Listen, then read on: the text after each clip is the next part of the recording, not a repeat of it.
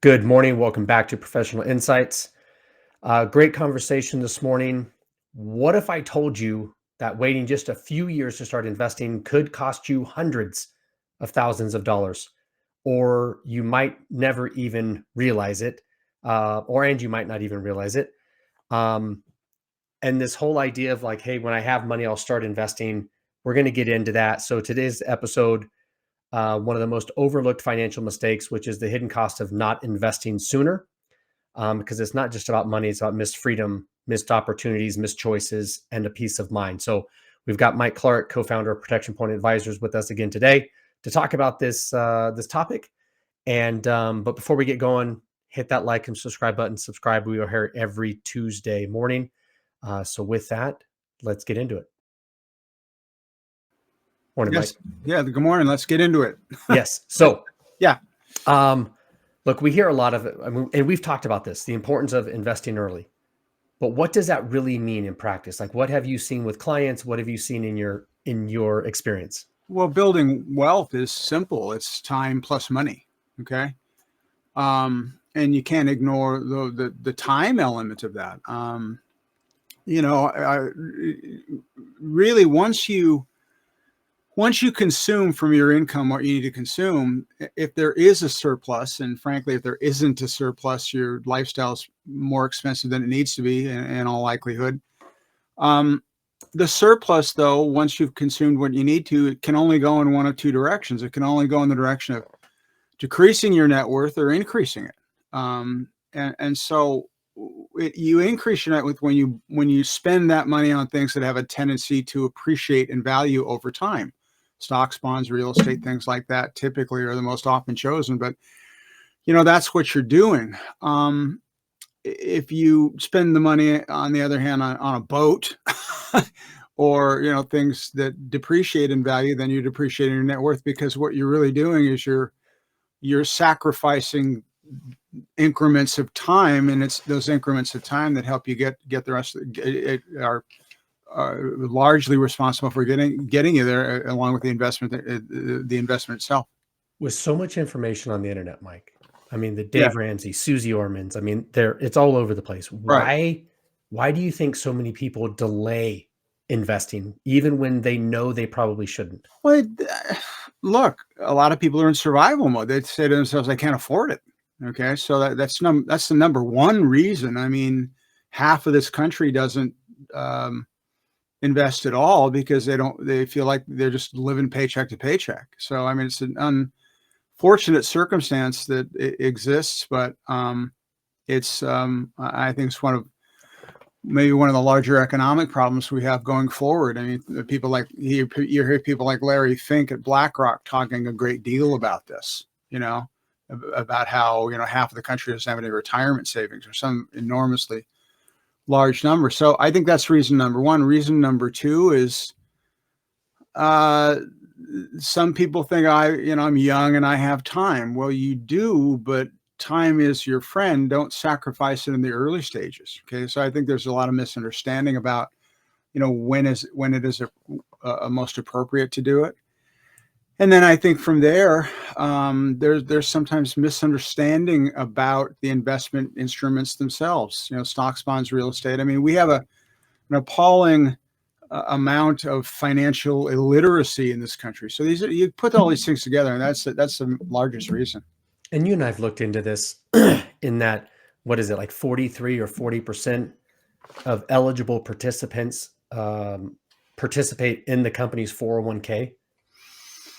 I mean, I mean, in the grand scheme of things, it's extremely low, to your point. Well, yeah, it's not the number that it should be, I think. And right. I think there's been a movement in certain states to compel people to put money into retirement plans. California, for example, has a mandate that if you're an employer, you have to offer a retirement plan. Right. Other states are following suit, I think. A lot of companies now have an opt-out. So when you go to work for them, there automatically is a certain percentage of your paycheck going into the 401k or whatever it is, unless you tell them you don't want to, and then you can opt out. So it's not an opt-in anymore, it's an opt-out. So there are some noteworthy shifts occurring, but we got a ways to go. And you've worked with a lot of clients over the years, Mike. What tends to surprise them the most when they finally run the numbers on waiting versus I should have started earlier? Well, I think that shows up when you start to build financial plans for people, and I think that's another under uh, underserved. How do I say this? It's something that's not done enough. I mean, if you're investing in a retirement plan, for example, let me explain what I mean. If you're investing in a retirement plan, well, the reason you're doing it is you want to retire someday. So wouldn't you want to know how possible that is? Um, so it's not enough just to throw money at it. I think you have to have some clarity on what the outcome is, and that's what a financial plan is. And typically, um, when investors get into their 50s and early 60s, they start looking at this.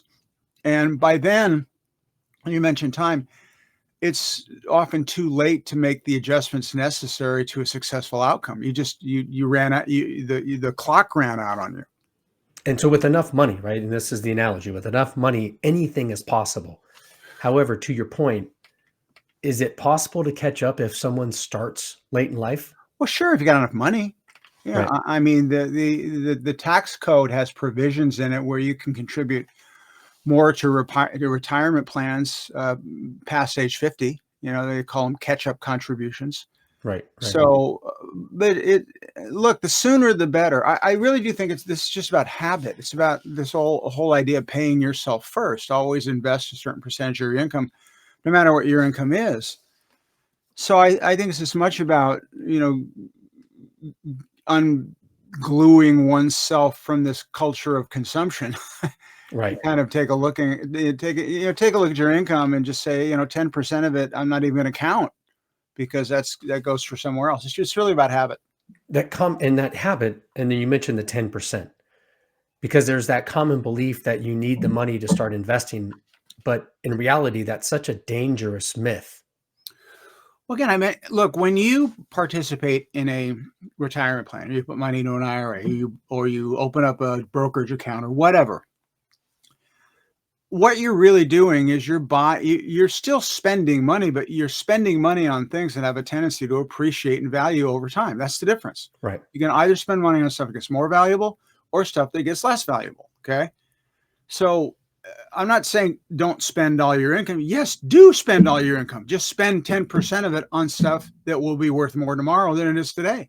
And there's a big misconception with that, though, too, Mike, especially 401ks, is that mathematically they think that if they, I don't have money to invest, Right. but if they just put $20 into a 401k, Yeah. then the difference on their paycheck is minimal. What's minimal, but I think there's a psychological effect too, because if you do that and you look at what you have, say after a year, you're going to go, "Oh, look what I did," and it didn't even Right. hurt. Right. There's sort of this positive reaffirmation that occurs where you want to keep doing it, and that's, I think, true of all of us. I mean, anything that produces a result we like, we're going to do more of. So the idea is to just, if you can't take a big step, fine, take a step. And I mean, other than, right, because that step can be fearful, whether it's 401ks or IRAs or whatever the case is. How have you seen your clients overcome some of that fear of not knowing where to start and then taking that first step? Just by having these conversations, just by saying, I mean, look, if they're talking to me, it's because they want an outcome, okay, and they Right. want to know how to get there. So I'm going to tell them the truth and say, well, what you need to do is to be a habitual investor. Like you put money aside every single paycheck and you automate the thing. Look, I think you know, um, I think Einstein once said that the most powerful force in the universe is compound interest. Um, I think the greatest device when it comes to accumulating money is payroll deduction, bar none. And I'm 33 years in this business. I've never seen anything that works better. Right. Right. So And just, so, yeah, so with that though, Mike, with payroll deductions, right? Because obviously there's a lot of younger people that could have the opportunity, may have the opportunity, they may not even know they have the opportunity. What message would you give that younger employee who's just entering the workforce on participating? do something, Anything. anything. I mean, just start. ideally 10% of what you earn. But if you can't get there for whatever reason, do something, do 5. Okay. Do 3, do something, because then you'll see, oh, I got this thing I'm built. And then it's like getting in shape. You start at point A, but you don't stay at point A. Okay. Right. So it's a discipline not unlike anything else. It's rinse and repeat. And you talked a little bit about financial literacy. We've talked about it a lot in our conversations on here with clients. Part of that, and I always see this generational wealth. You hear this a lot as well. Right. And my idea of generational wealth isn't necessarily always about the money, but it's also about education. Right. So how can parents and grandparents use what they have learned to help set their family up for success when it comes to these small contributions? Well, I'm a big advocate for families talking about money, talking Right. about the wealth that exists, what it means, how it's going to be handed down through the generations, if that's a thing. Um, having an open discussion amongst the generations and families is never a bad thing. Okay. Right. And the younger generation can learn from the older generation. The older generation can talk about what worked, what didn't, the mistakes they made, all that stuff. It's just about openness, and really that spans the generations. And so if someone's listening, Mike, and I know we've kind of talked about this already, but if someone's listening and realizes, oh my gosh, I've waited too long, I need to get started, what's the first step they need to take? Well, I mean, take inventory first of all over what your life costs. I think that's a really big deal, and a lot of people just don't do it.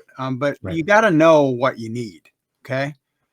Um, and to a lesser extent, look at how much lifestyle is enough for you. I mean, if you're a high income earning professional, you probably have more money than you need to consume. So you got to decide, well, what kind of lifestyle do I want to live? What am I happy with?